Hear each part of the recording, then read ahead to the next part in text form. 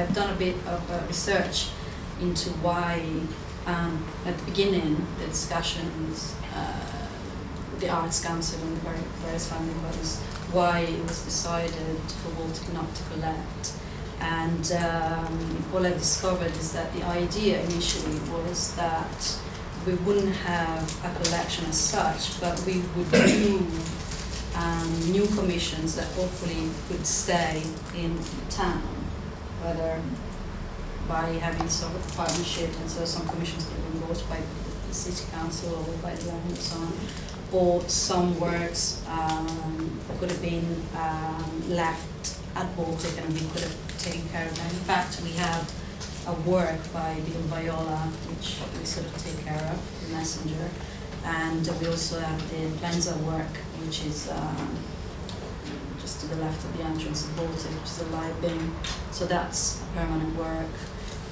We have another Lenza and the Pencil Blanches, which you might remember used to be on level 5 of Baltic, so that's also permanent work. Spencer Tunick has given us a work. So we are now going back to these original ideas, and we are looking into ways of creating works which will stay either with us or with the city. And in fact, in the next few weeks I will be putting a phone call to yourself to see whether we can arrange that. And currently I'm working with an artist called Kendall Gears, and he's very keen on doing a work in town, which will be in town for good.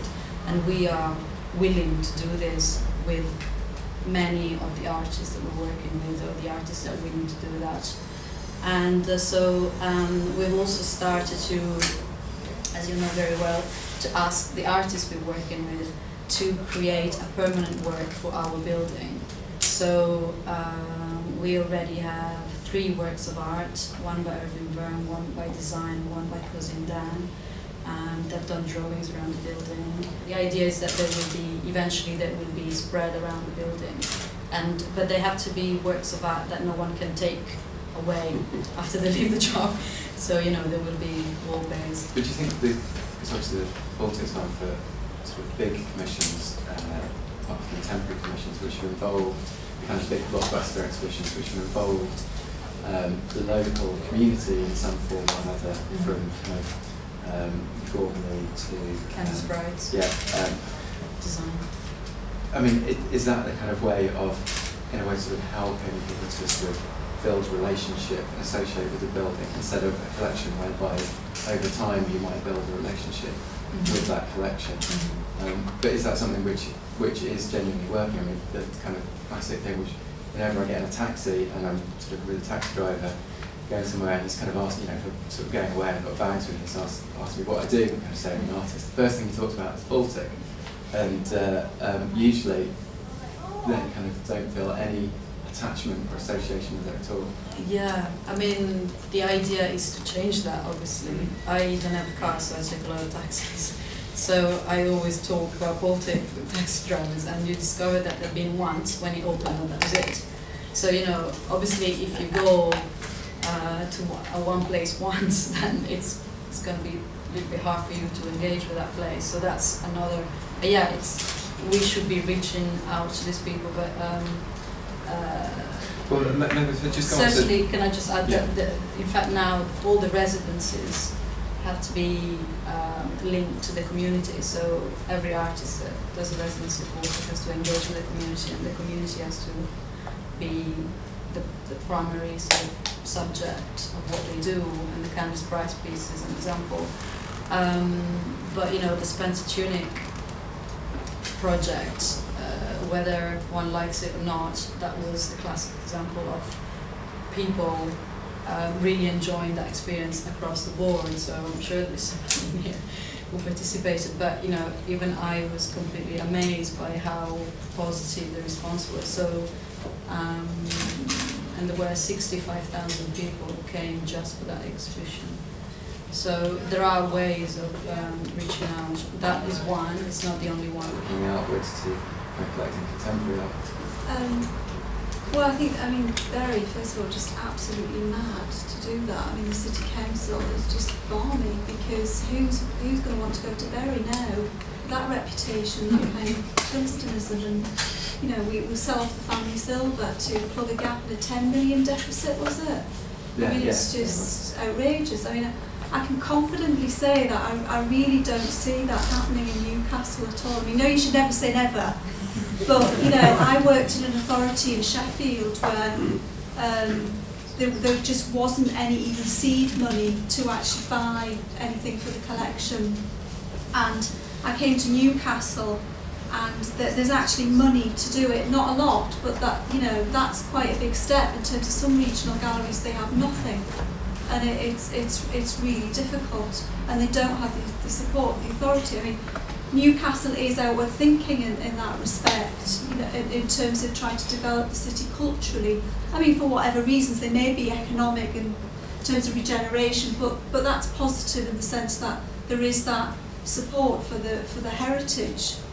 But obviously we're not doing it enough, and we're not collecting art that really is reflective of our time. I mean, we're doing it in a small way, but really it should be more ambitious. And as I've mentioned before, that there is something in the air at the minute. I mean, I hope to God something comes out of it. But just with the Contemporary Art Society reconsidering their position and, you know, bringing back the special collections scheme, but even National Art Collection Fund, who have funded contemporary purchases before, are actually going to make it a focus and are looking at a particular package of actually how they do that nationally. So there is some hope, and we are actually out there putting ourselves forward within these networks to actually say, come on, Newcastle needs a piece of this as well, because we haven't had it.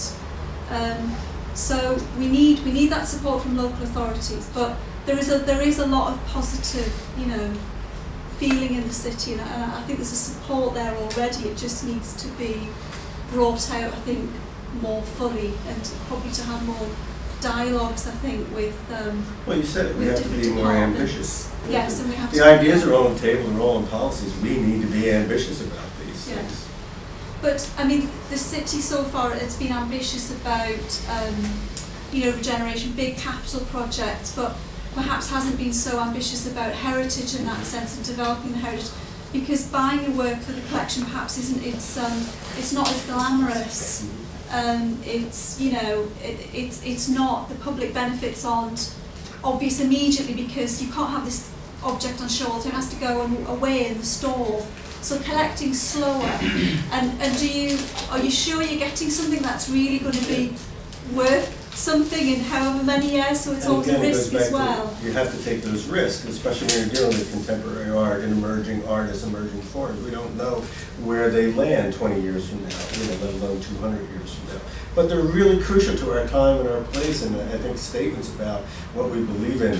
A lot of public art programs in the United States that would have begun in the 70s, early 70s, now have what they call purchases as opposed to commissions, and they have a fund where they will purchase paintings, photography, video art, etc.